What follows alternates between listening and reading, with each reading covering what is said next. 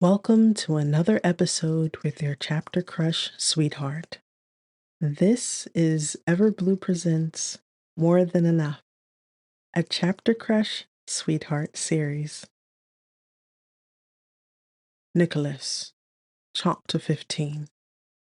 The Vows Beneath Stars.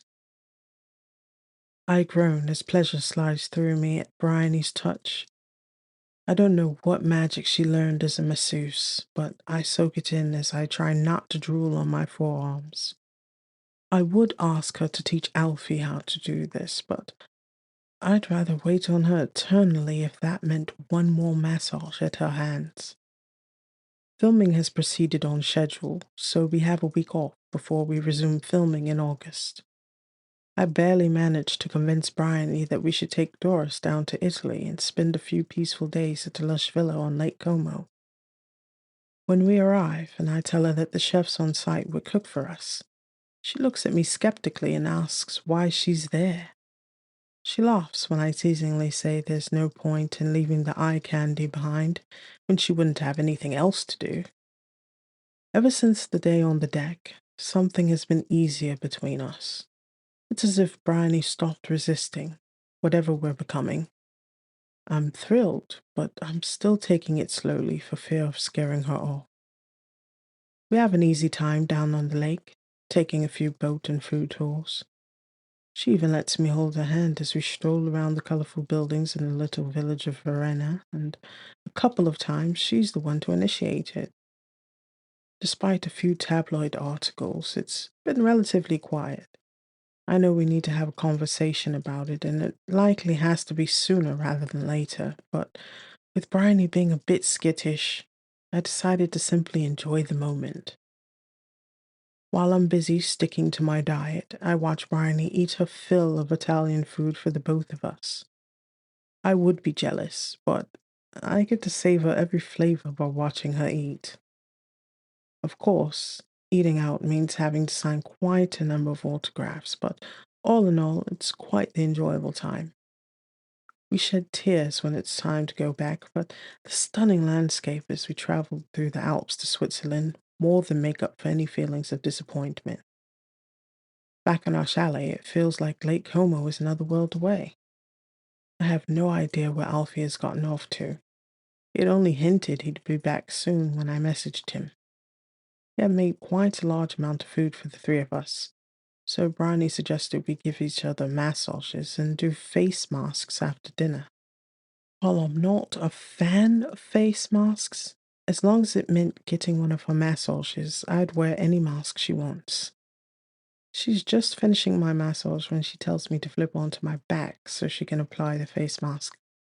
When I roll over, her eyes travel over me, but she works at opening the package she'd gotten from the makeup department.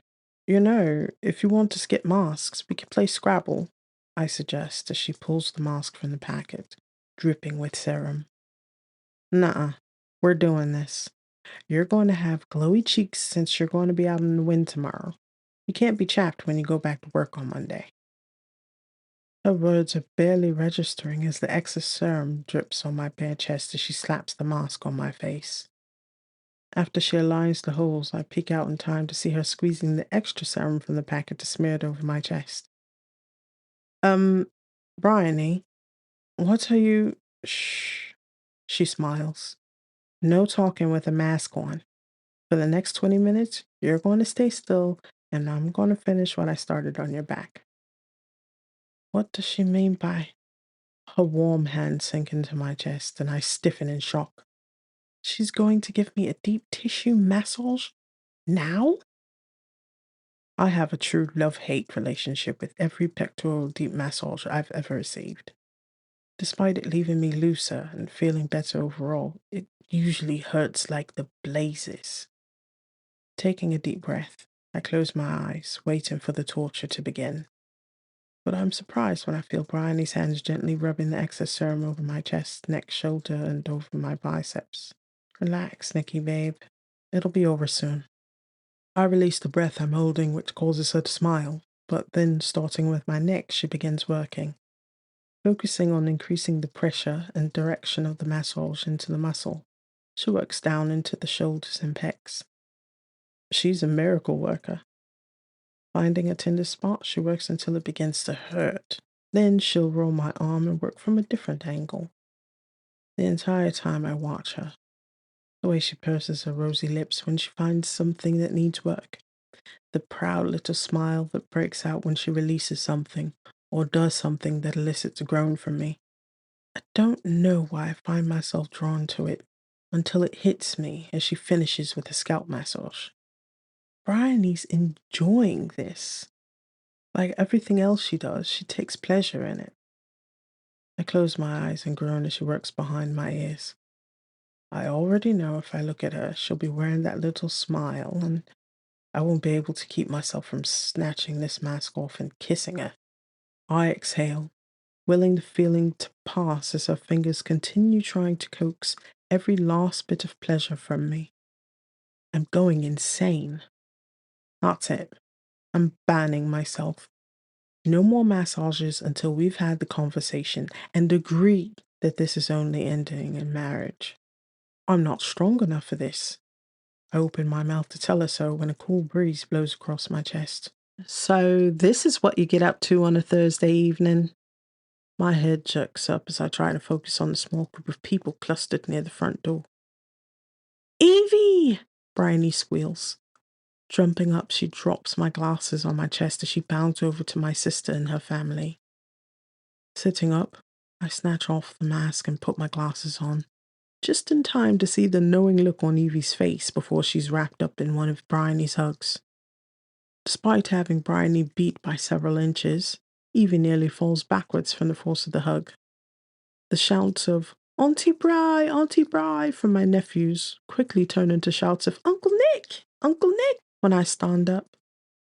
The next thing I know, two bundles of energy are hurtling towards me as Braxton and Parker slam into me. How are you, my darlings? I affectionately ask, picking them up as they squeal in laughter. Sir, I already prepped the rooms upstairs. Alfie smirks on his way past me with a load of luggage. I nod as I focus on the two monkeys sliding down my arms to chase after Uncle Alfie. I'll have to chat with Alfie later. If he ruins another moment, he's fired. Evie comes over and starts to hug me, but abruptly steps back with a grimace. I would hug you, but I don't want whatever you have all over you to end up on me. I teasingly reach for her and she shrieks as she backs away. Don't even dream it, Nikki. What? I step closer, innocently declaring. It's just serum from a face mask. Evie laughs, holding up a hand as she continues to back away. Ah, I can see that now. Thanks for clearing that up.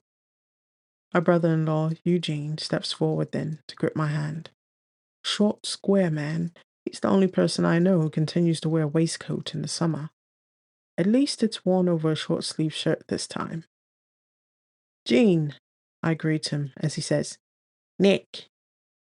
How are things at the mortuary? I ask, as usual.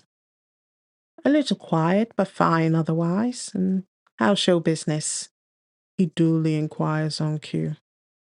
I smile thinly, knowing what comes next. It continues to live up to its name, I suppose, I quip, beating him to his own joke. Gene smiles broadly as he uses a handkerchief to mop at the sweat beading his balding head. Well, as long as you keep them dying laughing, I'll always have a job. He then laughs loudly at his own joke as Evie looks at me with a smile.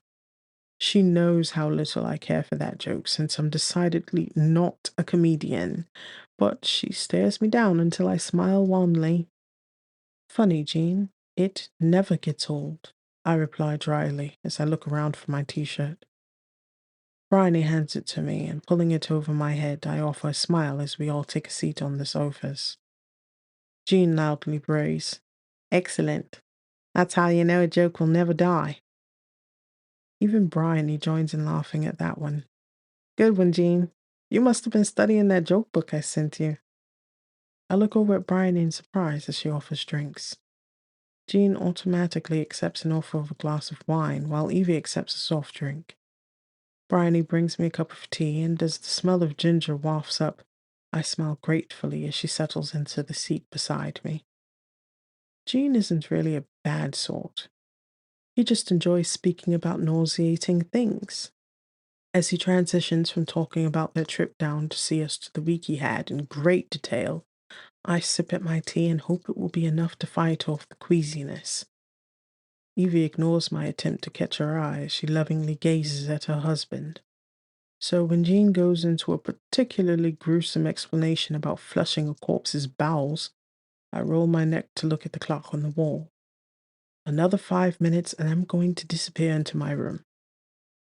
Bryony catches my eye and we have a whole silent conversation. Be nice, she says with a purse of her lips and widening of eyes. What? I'm always nice, I respond, drawing my brows together with a shrug of my shoulders. Act like you care, she insists, swinging her neck in my direction and giving me a blinking side eye. I do care, I just don't get the man. Ask other questions. Like what? He thoroughly covered embalming fluid several years ago. I'm afraid I couldn't stomach another round of it. R. Just ask him about his hobbies. He loves pickleball, she finally whispers under her breath.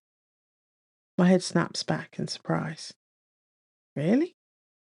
She's tuned back in on some discussion about toes, but nods imperceptibly in response. Speaking of toes, I interject, barely swallowing back the bile that rises at the thought. I hear so much of the game of pickleball depends on the balance that a player can maintain on their toes. Is that true? Jean blinks at me for a moment, and I think he's about to ignore me when he smiles. It's funny that you should mention that, Nick. I've just picked up the sport after a few of my colleagues suggested I join them over our lunch break a couple of months ago. Smashing good sport. You'll be happy to know that if you're able to balance on your toes for long periods of time, as he happily goes on about the sport, Bryony nudges me, and I nudge her back with a smile. Where would I be without her? I blink against the sun as I sleepily lean up on my beach towel.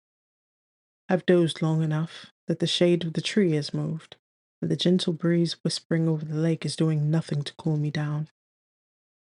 Welcome back, geezer. Evie's voice teases from behind me. I turn to see her relaxing on the chair Bryony had set up near me before I dozed off. Quickly scanning the small beach, I spot her two-piece blue and white gingham bathing costume from several meters away on an outcropping of rock. Putting my glasses on, I see she's stooping to examine something, the boy's sandy blonde heads bobbing beside her. I frown, not taking my eyes off Bryony. If she slips and falls into the water, then... She's fine, Nick, Evie interjects. My back began hurting, so Bryony offered to watch the boys a while. They know not to go into the water without their floaties. Where's Jean? I ask. I promised Bryony I would really try to treat him like family. He's a few years younger than me, but one look at his short, stooped frame and blonde fringe of hair encircling his bald pate, and anyone would think he was older. Yet, despite our lack of common ground, he's a good man, and I've never doubted the care with which he treats Evie and the boys. Evie hums. He had a bit of a headache, so Alfie took him back to the chalet for a quick lie down. That was a half hour ago, so they should be back soon. I nod, leaning back on my elbows to watch Bryony throw her head back in laughter at the boys' antics. They're also laughing as they jump around her. I can't hear their conversation, but their laughter makes me smile. So, what are you doing out here, Nick? I clear my throat. What does it look like, Evie? I'm working. Right. As for the other thing? You'll have to use your words, Evie dear. My eyes follow Bryony as she holds something up for the boys to see. When she skims it across the lake, getting several skips out of it, I'm so proud. I put my fingers to my lips and whistle. When she looks over at me, I pump a fist in the air and she does a little celebration dance before bending to help Braxton and Parker try to skip their stones. I chuckle. You two are ridiculous. Just get married already, Evie sighs, shifting in her seat behind me. I groan. Just what do you think I'm trying to do here, Evie? A girl is a tough nut to crack. Why do you think that is? Evie pauses. I think it's fear. My brows shoot up. What would she have to be afraid of?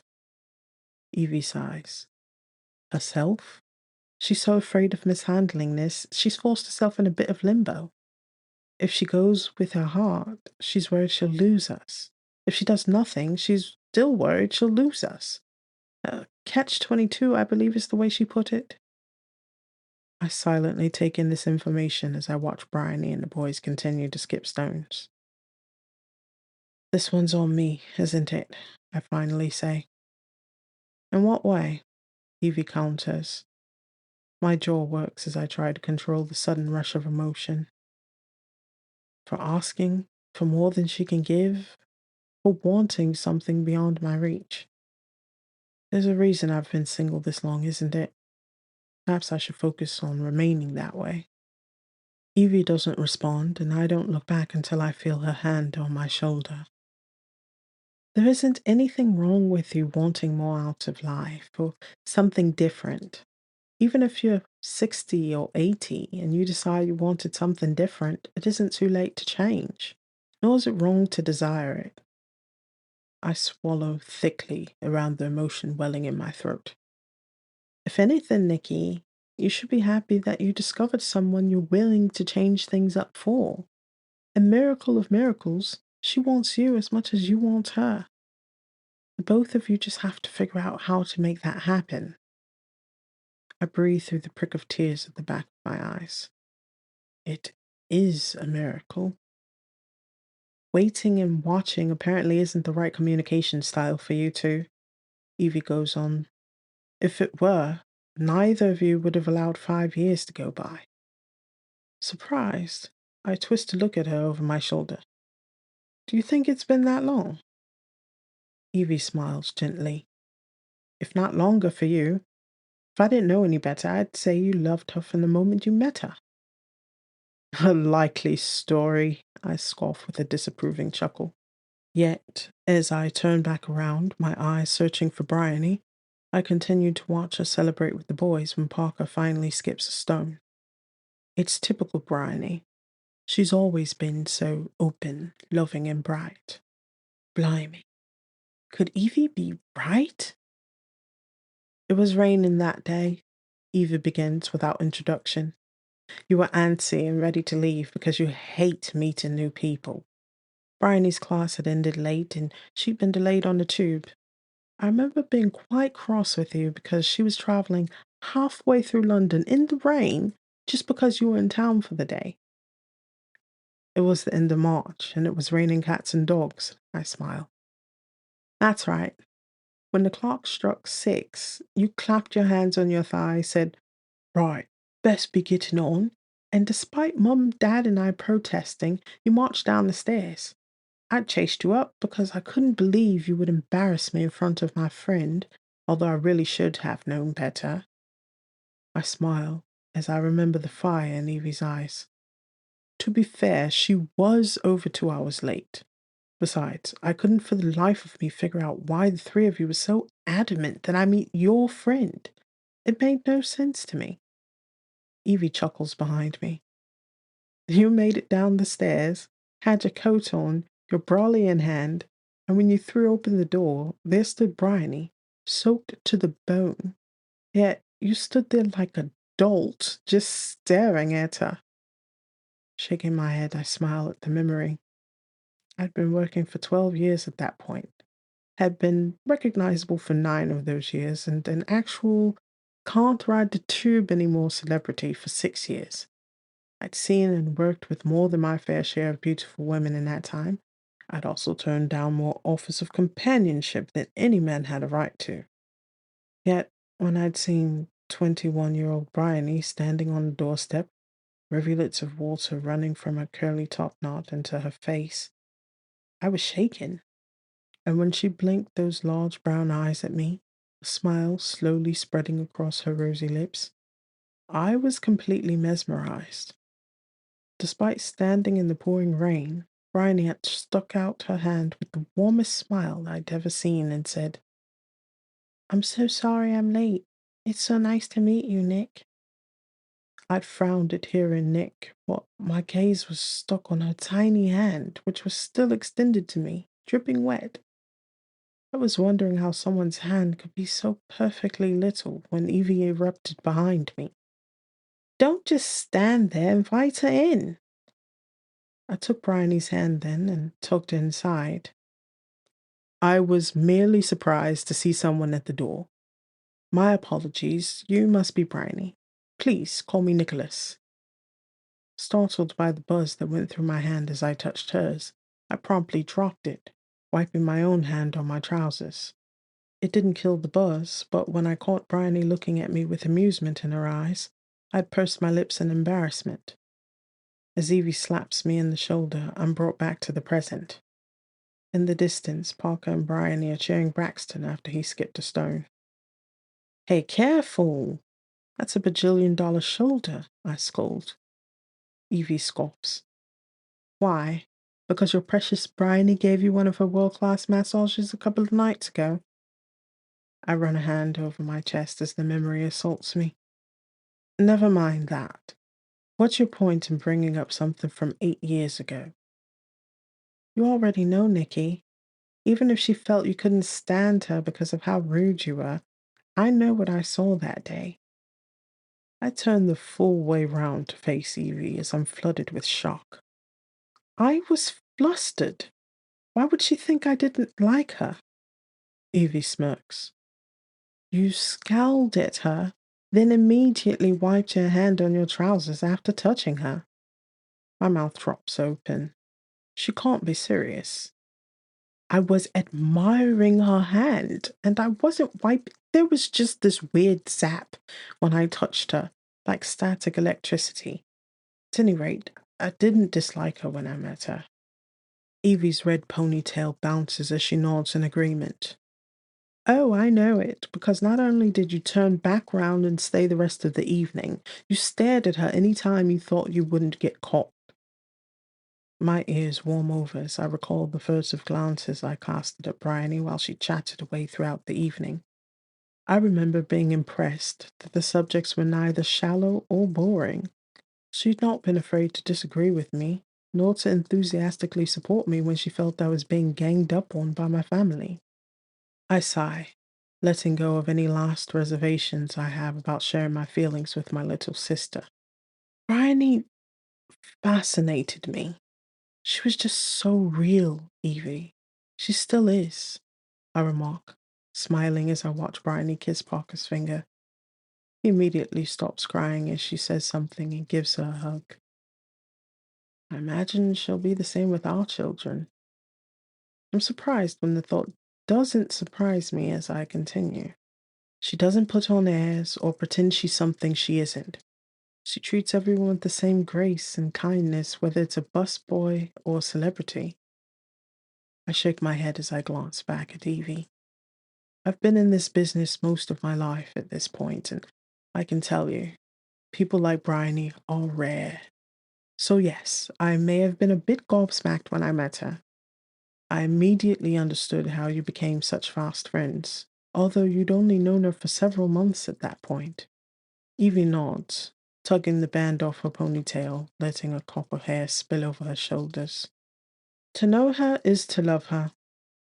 I'm nodding in agreement when I catch the mischievous look on her face and realization dawns like a swift kick in the chest. No, you can't be serious, Evie. Was that meant to be a blind date? Evie snickers as I scowl. No, it was a double blind date. Neither of you realized you were being set up.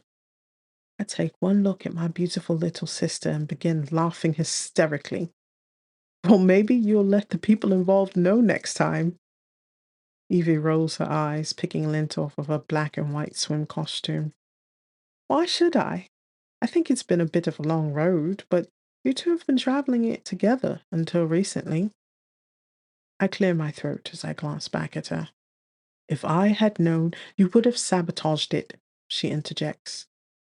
When I frown, she holds up a hand. You're my big brother and I love you to bits, but you've got your head on the wrong way round when it comes to romance. Do you know how many broken-hearted women I've seen trailing behind you over the years? Perfectly fine women who limped after you, waiting to be noticed, despite doing everything short of setting off a fireworks display to get your attention. I shrug abashedly. So maybe I'm a bit oblivious sometimes. Sometimes? Evie exclaims, blinking at me disbelievingly. I think you'd have forgotten the names of your female teachers if their names weren't written on the blackboards. And you think I was going to feed my best friend to you, like more chum in the water? Absolutely not. Thankfully, both of you are equally oblivious people. You think there weren't men in our classes who didn't try to stealthily approach Bryony? Offer to teach her how to use her knives? I scowl in response, instantly reminded of her former boss, but I say nothing as Evie shakes her head with a smirk. Every single time she turned them down, then complained she had no one to go with to yet another food fair and drag me with her.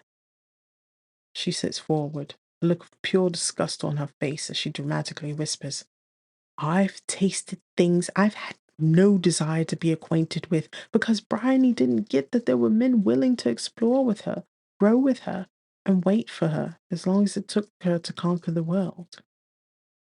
My lips purse as I lift a brow in commiseration. I've certainly eaten a thing or two over the years that I've no desire to revisit.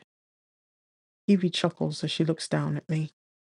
Now look at you two, Mr. and Mrs. Oblivious. With very little effort, you've bonded to one another for life, existing side by side, feeding each other snack-sized bites of love, taking what you can get because you're both too inexperienced and afraid to ask for more. If Alfie and I left you to your own devices, it would be 100 years until you both realized you could have banqueted the whole time. I stare at my little sister with new eyes. You're an evil genius. Evie smirks in response. You think so? When she waves me closer, I scoot nearer as she leans down and whispers, either the wedding happens before mid-March, or you'll have to have a destination wedding in England. I haven't told Jean yet, and I'm only telling you because I won't be able to travel after that. I blink and sit back in shock. Are you're pregnant? Shh! She waves at me as she smiles, looking around furtively. A month or thereabout. Congratulations, Evie, I smile. Still trying to get another girl in the family, I see. Evie shoves me with her foot. At the rate you're going, I'll probably get one in before you do. So now that you know, that gives you a deadline. If you want this, don't hold back. You just have to convince Bryony your love is worth the leap of faith because it's for a lifetime. Yes, but how do I do that? I earnestly ask. Every step I take seems to carry us 2 steps back. Evie smiles. Maybe start showing up for her in more permanent ways. I know you plan to invest in her business, but how have you personally invested your time and interest in it? Think practically. You've known Bryony 8 years, but not once have I heard you visited with her family. My mind races as I realize Evie's right. How did I not see it could be a problem for someone as family-oriented as Bryony? Evie gently continues. How's a woman going to believe that you're serious about her if you don't show an invested interest in the things and people she cares about? Have you ever given her any reason to believe that you view her differently than every other woman she's seen you dismiss? I frown as I look at the ground. Did she mention this to you? Evie snorts. Rye is too busy worrying about breaking up with you before you've even begun. She may not know why, but I'm sure she feels it. If you think like her, you may be able to allay her fears, whether she can identify them or not. I run a hand through my hair as I wrap an arm around my knee. Think like Bryony. Impossible. Plan to spend the rest of my life figuring the woman out. She's... My voice trails off as I think of my wife. Dynamic, intelligent, deliciously attractive. far superior to me in every way. I turned back to see Bryony take the boys by their hands and start back towards us. I'm going to stop you right there. Evie's voice startles me out of my thoughts. I didn't say to think about Bryony, but think like Bryony. Her actual thinking process. After you figure that out, you may be able to overcome her biggest hurdle. Which is? I ask. Evie smirks. I should think it would be obvious. It's herself. As the group draws near, the boys break away and start running towards me. I only have eyes for the lovely woman with the sunny smile and mischievous twinkle in her eye. It's about time anyway, Evie murmurs. What is? I absent-mindedly ask, standing to intercept the group. I only vaguely hear Evie's response as the boys run up to me. That there's a woman you have to work to keep around. As I pad through the grass after dinner, listening to the sounds of laughter coming from the chalet, the strongest wave of loneliness washes over me. It's been so long since I last felt it that it's nearly unrecognizable when it hits. I love family visits, but I always miss the alone time with Bryony. How will I cope when she leaves? Will she be all right? Walking down to the shore of the lake, I sit against my favorite tree as I try to sort my thoughts. After spending nearly the whole afternoon pondering Bryony's way of thinking, the only thing I could figure out is that where I zoom out, she tends to zoom in. As a micro thinker, she very much lives in the moment. She's fine when focusing on the tasks in front of her, but she gets disoriented taking in the bigger picture. It's the reason why she can have a near spiritual experience with a bowl of ice cream, yet have an existential crisis because she misplaced 3 years of her life trying to accomplish all her tasks on the way to world domination. If it weren't for Bronwyn's help, I'm not sure she would have gotten her food truck off the ground so quickly. Meanwhile, I'm a macro thinker. I'm not in the moment nearly enough because I'm always so concerned about the big picture. It's the reason why I have to learn how to sit and savor something I love, like mashed potatoes.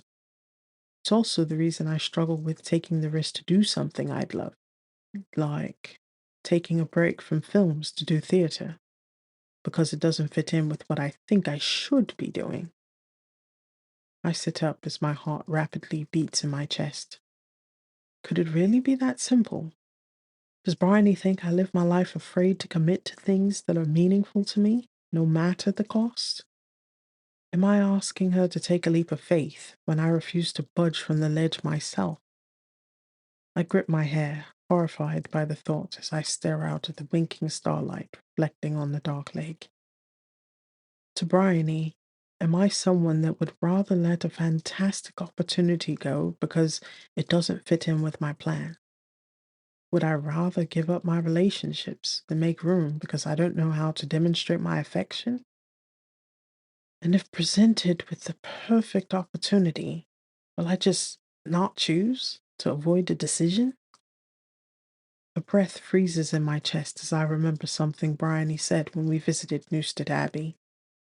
She had accused Byron of never truly coming to know love. And how did she put it? I squeezed my eyes shut as I tried to remember. Just do me a favor and don't love me the way Byron loved. Constantly reaching for love and never having the fortitude to close his hand when it's within his grasp. Am I not the same man who declared I wanted to be real friends and in the next breath said she was like my sister? I asked her to leave, but when did I ever offer her a secure and permanent place to land? I exhale a ragged breath as I realize how close Bryony was to the truth without realizing it. That's exactly what I've done. For 8 years, I've given only what I wanted to give and taken only what I wanted to take. And as soon as Bryony said enough, I panicked. My hand closes over my mouth as a sudden well of emotion rises in my throat.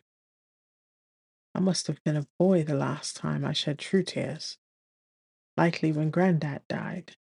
And now I'm sitting alone under the carpet of 1,000 stars in the inky black sky, fighting to hold back tears. I would give Bryony anything, and yet I've given her nothing. Not a reason, a declaration, or hope. I don't know who's listening, but I vow then and there that if I'm blessed to have Bryony grace my life as my wife, then I'll change whatever needs changing to be worthy of her love. I don't know how much time has gone by when I hear the first crunch of footsteps. It's a cooler night than usual, and without the moon to guide them, I'm grateful not many of the holiday goers are walking about. I'm sure I don't want to sign autographs. Yet, despite some hesitance, there's a familiar cadence to the steps. When the scent of sweet tea and peaches tickle my nose, I know she's nearby. I thought you'd never come, I say, my voice husky with emotion. Nick? Bryony's voice comes from over my left shoulder. I'm here, I respond. Out of my periphery, I notice her approaching in one of the long, flowery, button-down summer dresses she likes. Even without my glasses on, I can see she's carrying a mug and... Is that a blanket? Bryony's curly hair swishes as she nods. Yeah, I thought you might be cold out here by yourself. I also brought you some tea. The blanket hits me in the lap. I hadn't realized the chill in the air until I felt the warmth of the blanket over my cold hands. Thanks, Bry. Opening the blanket, I pull it around me, and as the mug of tea hovers in front of my face, I realize Bryony has no intention of staying. I accept the mug, and the fleeting warmth from the brush of her fingertips disappears as quickly as it had come. Grass crunches underfoot as she turns to leave. Bryony, I call out. She doesn't say anything, but she doesn't move either. The moment feels significant, although I have no idea why. I just know in some elemental way, the words I choose now will have a massive bearing on our future. I take a deep breath. When we first arrived, you said you wanted to go stargazing. I'm sorry that I'm late in asking, but I would love it if you stayed with me. Are you willing to stay? Several heartbeats pass before I feel Bryony sink down into the grass beside me. Wrapped in the blanket, I extend an arm behind her. Come closer, Bry. We can share the blanket. There's only a brief hesitation before she scoots closer, and I lower my arm to draw her in close beneath the blanket. Is this all right, love? I haltingly ask. Yes, thanks, comes the reply, but a shiver goes through her. Putting the mug of tea in her hand, I sense rather than see her surprise. I brought this for you. I know, I smile, but it seems like you need it more, so I'm sharing it. Bryony hesitates, but as she begins sipping from it, I notice the moment she begins to melt against my side. It's breathtaking, she whispers. I look down and can barely make out her little face and the curve of her jaw in the darkness, but I know she's smiling. Indeed, I say softly. I'm so glad you recommended we do this. Thank you. After a few minutes of sitting bundled under the warmth of the blanket and new intentions, I exhale. Bryony, I have 3 questions for you. If you could vacation anywhere in the world, and money and time were no object, where would you go? Bryony doesn't answer for a while. Then I'll answer these with the understanding there are no follow-up questions, and you owe me the answer to 3 questions in the future. All right, I accept. I nod solemnly. Okay, if money and time were no object, I'd want to go home. I travel enough for work. Being at home is my luxury. Maybe one day I'll feel differently, but today, that's the answer. I startle at the thought that she would go back to her little cottage with unlimited resources, but it fits Bryony's character and how she thinks. What greater luxury could there be than being at home because you desire to be? I nod. All right. Question 2. If you were stranded on a desert island and could bring only one person and one tool, who and what would it be? After a moment's hesitation, Bryony rests her head against my shoulder. That's easy. I'd pick you and a shovel. My brows shoot up at how quickly she admitted that. I'd pick you because Evie has children to raise, because my parents don't deserve to lose both daughters at once, and because I don't know that I can go a full day without talking to you. And I'd pick a shovel because I know you'd choose a knife. My heart thrills at that, but I don't celebrate yet. All right, my life. Question 3. Would it be okay if we invited your parents and sister over for dinner when we get home? Bryony's head swings all the way round to face me. I didn't realize you wanted to. Of course, that's fine with me. I'll even invite Alfie, Antonio, and Francesca. I shake my head. Respectfully, I prefer if, at least for the first invite, that it be just your parents and Bronwyn. I'm ashamed that it took me this long. I don't want the first time we meet to have my attention split between other guests, even if they're also family. Bryony sharply inhales. Why are you interested in meeting my family now? Hmm. Because now that I know better, I'll do better. I can feel her looking at me before she settles back against my shoulder, and as we gaze at the endless carpet of stars, the chirp of crickets sounding in the night, I realize how insignificant we are. After a while, Bryony asks, Are you okay, Nick? My breath catches, and not wanting to lie, I shake my head before resting it against the tree. No, but I think I'll get there. A few seconds pass as she absorbs my answer. When her warm hand falls over my knee, I do my best not to jump out of my skin. What can I do to help? The words I want to say tumble around inside of me in an elegant mess. Just don't move, Bri. Stand right there and know that I'm coming for you with intention and with purpose. Although I don't yet have the right to say this to you, I want you to know that I want you in my life forever. And I'm working on making that happen in a meaningful and permanent way. Just don't give up on me. I won't be long. Instead, I drop a kiss on her head as I whisper, You're already doing it, my life. End of chapter.